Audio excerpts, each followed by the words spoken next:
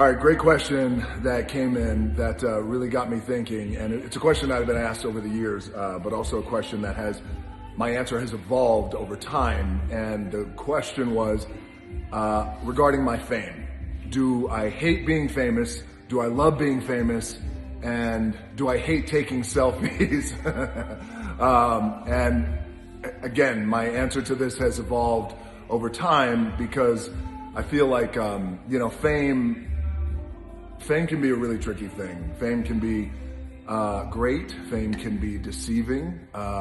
Fame can also, if you let it, and if you get wrapped up in it, it can take you down long, dark roads that can be very detrimental and damaging to your career, to your life, to relationships. And, sometimes that is a dead end road if you kind of get wrapped up in it. So these days, and it's taken me years, by the way, to get here, is I try to be really neutral on fame, and I don't hate it. I don't love it like oh, I need to be famous. No, I'm usually I'm grateful for it, but also again, I keep the meter in neutral there because I don't like to overreact to fame, and I try to underreact to it again because it could be really deceiving. And when I first started to become well known as a pro wrestler, and being famous in the world of pro wrestling, at that time, it actually kind of skewed my perception of what my reality was at that time, and really what the true reality was around the world. And the reason why I share this with you is because it was a lesson that I had learned years and years ago that has actually made me better, more evolved, and more aware about fame these days, so I can appreciate it more. More importantly than appreciating the fame, I can appreciate the fans more, and I can appreciate the customers, the consumers, the people more. So when I was a pro wrestler, and when I first started to get a real taste of fame, was in around 1999, 98, 99, when I became WWE's youngest heavyweight champion. And at that time, you have to understand, the world of pro wrestling, there is nothing like the world of pro wrestling. It is a machine, an entity unlike no other in this world. And the passionate wrestling fans are like no other, which is why I still have a deep connection with them and a deep relationship with them, because I grew up in pro wrestling and I love it.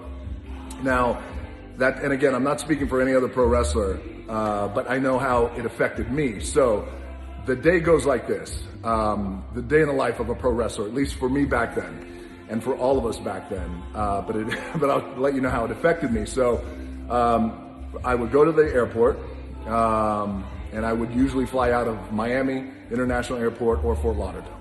From there, I would then fly to whatever town I was wrestling in, any city across the country. Land, I would go to the rental car, pick up my rental car. From the rental car, I would go to the hotel. I would check in. From the hotel, I would check in, then I would go to the local restaurant, whatever city it was. After that, I would then go to the gym, work out. After that, then go to the arena. I would perform that night in the arena, have a wrestling match, and then get in the car, drive to the restaurant again, if they're still open. I'd have something to eat, and then I'd drive a couple of 100 miles down the road to the next town. Now, from the airport to the rent-a-car, to the hotel, to the gym, to the restaurant, to the arena, everywhere we went, wrestling fans were always there. So, which was great, and they wanted autographs, they wanted pictures, they had memorabilia, they wanted me to sign these WWE belts, they had everything and anything. Now, what happens, this is where fame can be a little tricky and it can be deceptive, and you gotta be careful about it, that you don't get sucked into the vortex of it, because it's created this reality for me back then. Now I'm 25, 26 years old. And the reality it created was, holy shit, I can't go anywhere. I'm so famous that, that I can't go anywhere. Guys, I'm going to the airport. I mean, I'm going to the Waffle House, fans are there. I'm going to the local gym, fans are there. Going to the arena, fans are there. Rental car dealership, fans are there. I mean, I don't know. I'm like the Beatles. Guys, listen, Beatles, Elvis, Jesus, And I'm this famous now. So you can see, now this happened every single day. And when this happens every single day, this is where you have to be careful that you kind of don't get sucked up in it like I did. And I used to think like, man, I am just, I don't know what, I mean, this is crazy. So again, Jesus level fame. When the truth is, now looking back, the fame that I have today, that I'm so blessed with, and I'm a lucky son of a bitch to have, that fame back then pales in comparison to what I have today. But the lesson was, so here's what happened. I was out having dinner one night, and I was having dinner with my ex-wife, and I saw fans getting excited at another table, and I knew they were getting ready to come over. Nowadays, through time and experience, I could walk into a room, I could walk into a big space, it could be intimate, there could be 10,000 people. I can immediately assess, all right, they're gonna get emotional over there, this is getting ready to happen over there, this guy's got his camera phone already out, this guy's approaching, this woman's crying, like I can really assess now. I've got my spider senses to a really good place. So back then, I saw this couple getting ready to come over. They finally came over. They worked themselves up to come over to ask me for a picture. They come up, and they were so nice. I'll never forget it because it became this moment became my teachable moment and a great lesson that I took with me for life. And I'm so grateful it happened. And I thank this couple, by the way, that they probably had no idea that they were part of a defining moment in my life. So they came over and they were so nice. They said, I'm so sorry. We're so sorry. Can we please have your autograph and a picture? So sorry.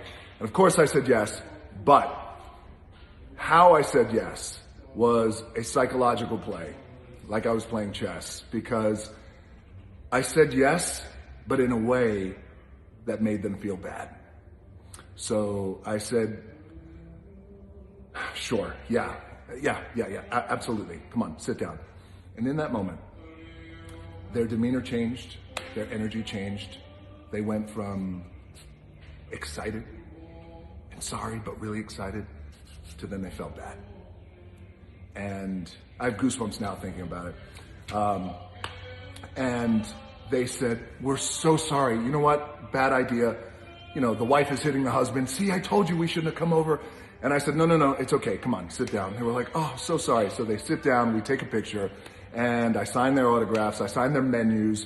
They walk off. As they're walking off backwards and saying, we're so sorry. I said, it's okay.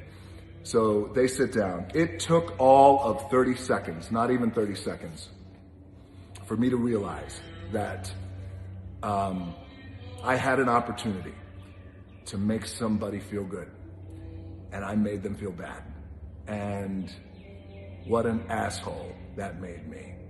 And what an asshole, rightfully so, that made me feel like.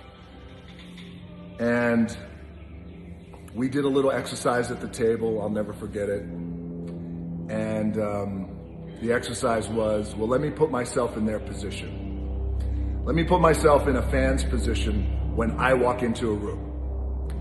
So I did this little exercise at the table, and I walked through it. And walking through it really helped me, because I thought, okay, if I'm there having dinner with whoever, my friends, my wife, and all of a sudden my favorite celebrity walks in the restaurant, my favorite athlete, my favorite singer, my whoever, oh my God, there they are, right there. They get worked up. I gotta go over there and say, I have to go over there and get a picture. I have to go over there and get an autograph. And then they start working themselves up, and then they start having this dialogue at the table. No, you can't go over there. He's with his family, or he's with his wife. You don't do that. He's with his friends. He hates being bothered, or she hates being bothered. Don't bother that woman. No, but I can't. I would never forgive myself if I just don't go over and say hello and try and get something from them in this moment. A picture, an autograph, anything. They work themselves up and they say, okay, let's do it. All right, they get their camera ready. They get their autograph. You got your pen. What are we gonna write on? I don't know, take a menu. Okay, take menus. I don't know, was the restaurant gonna get mad? Who gives a shit if the restaurant gets mad? That's such and such sitting over there. Take the menus, we'll get an autograph on the menus. They finally walk over, and this celebrity, me, in this case, makes them feel bad for coming over. Man, after that, I told myself I would never, ever make anyone feel bad again for coming up to me. And especially now, I mean, again, this level of fame that I've been lucky enough to have, I mean, people are crying when they're coming up, and they're shaking, and they can't hold the phone like they're doing this. And I tell them, here, give me the phone, and I get a big group together. I got long arms, I take a big selfie. But I'll never forget that. And I thank that couple, by the way, whoever they are, for that. So that's helped me. And so now, this level of fame, anybody coming up to me, fans, little kids, older people, doesn't matter. I don't care if they're a billionaire. I don't care if they're blue collar, hard working men and women. Doesn't matter to me. They all get the same treatment, and that treatment is gratitude. And I appreciate you coming up to me and actually asking for my autograph, because, by the way, the alternative to that is I go back to having $7 in my pocket and nobody giving a shit to get my autograph or get my picture. And on top of that, here's the truth.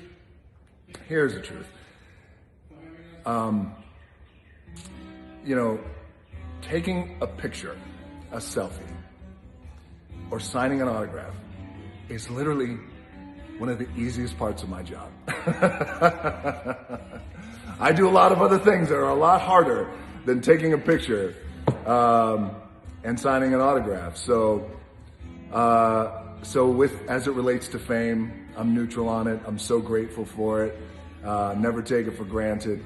And not only that, but I don't get sucked up in it either, where, I kind of let it skew my reality or ever make me become delusional about myself. I'm well aware of how famous I am. I mean, look, guys, there's Jesus, and then oh, one more thing. So this is what I always tell teenagers who have these big goals and dreams and ambitions, that they want to do things that sometimes is a connectivity and a connective tissue to celebrity. They want to be a pro athlete or a singer or an actor or whatever it is, or a famous lawyer or a doctor, where there's a little bit of celebrity or sometimes a lot of celebrity that's connected to these occupations. And I always tell teenagers, and I always tell young adults who are just getting out of college and graduating, getting ready to go out there into the world, is don't worry about fame. Don't even think about fame. Fame is a byproduct. Fame will come, or it won't. Either way, fame is fleeting, and it can be dangerous. Don't worry about fame. Don't worry about being famous. Worry about being good at something. Worry about putting in the hard work. And when you become good at something and you put in the hard work and you put in the extra hard work, then you become great at it. That's when you achieve greatness. Right? You hear that word all the time. I like to throw it out there, but that's when you achieve greatness. Then when you become great at something, you become the hardest worker in the room, first one in, last one to leave. And then once you become great at something and you put in time, years and years and years, minimum 10 years, 15, 20 years, that's when you become masterful.